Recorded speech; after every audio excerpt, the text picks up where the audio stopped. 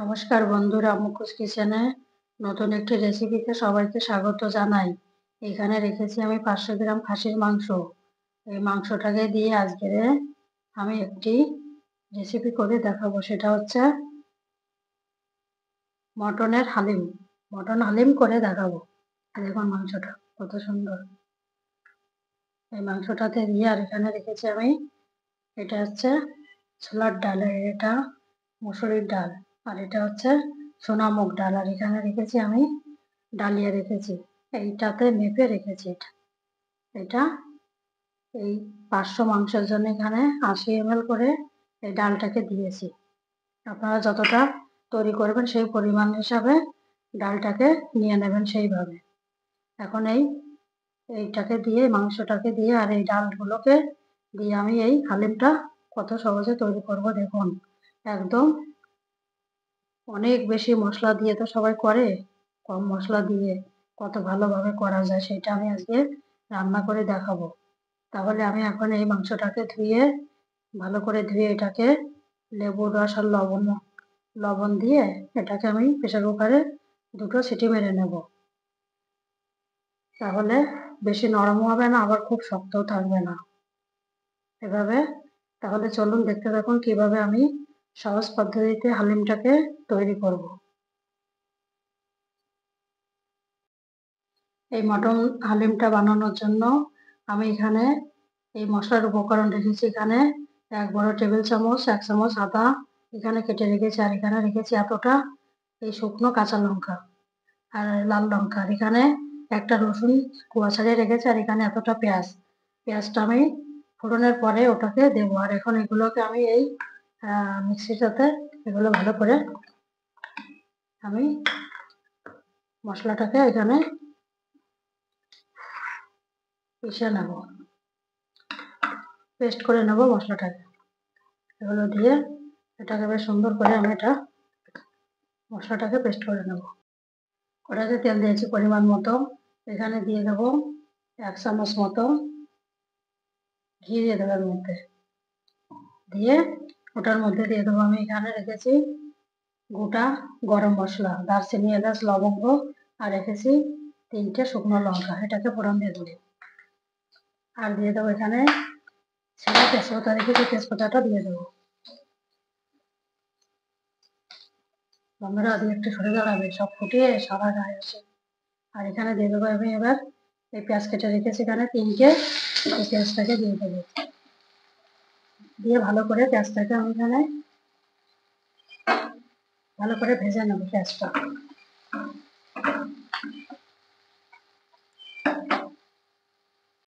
পেঁয়াজটি ভালো করে কষানো হয়ে গেছে। এখন আমি এটার মধ্যে দিয়ে দেবো এখানে বেটে রাখা রসুন, আদা আর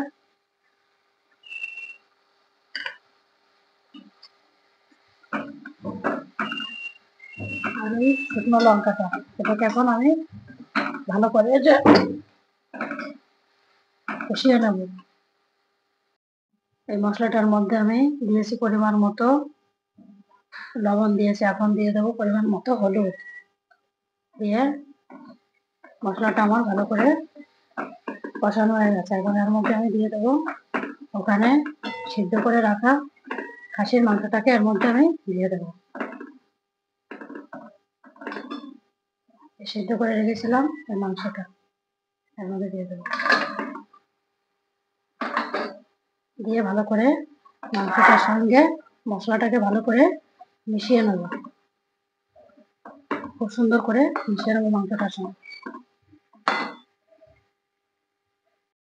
এখানে আমি এই 3 রকমের ডাল, মুসুর, মুগ এবং ছোলার ডালটাকে ভালো করে ধুয়ে প্রেসার কুকারে সিটি মেরে সিদ্ধ করে রেখেছি।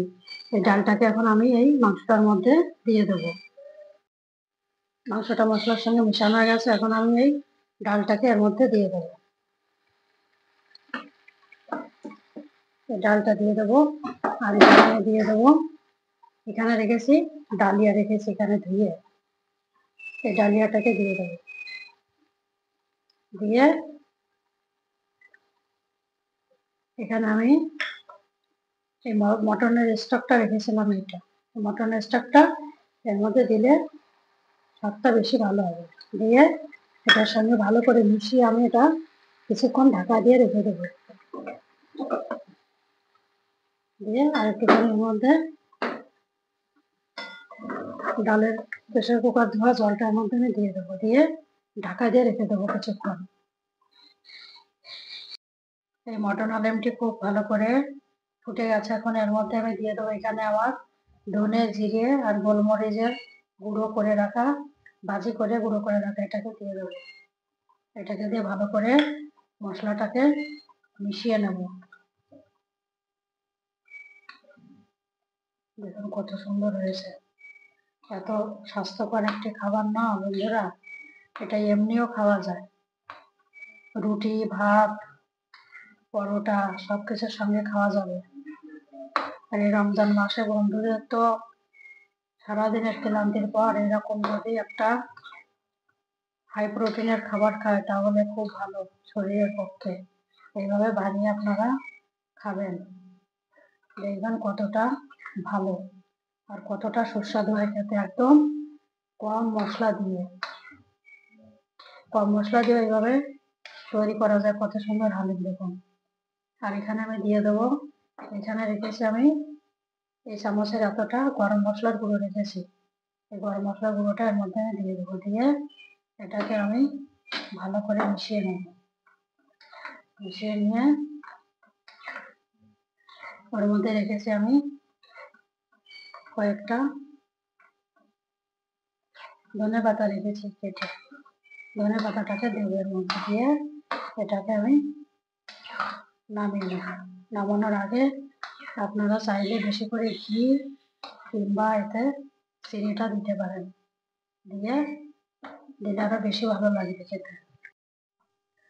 এখন আমি এর মধ্যে দিয়ে দেব এই 2 চামচ মতো, এটাতে আমি চিনি দিয়ে দেবো।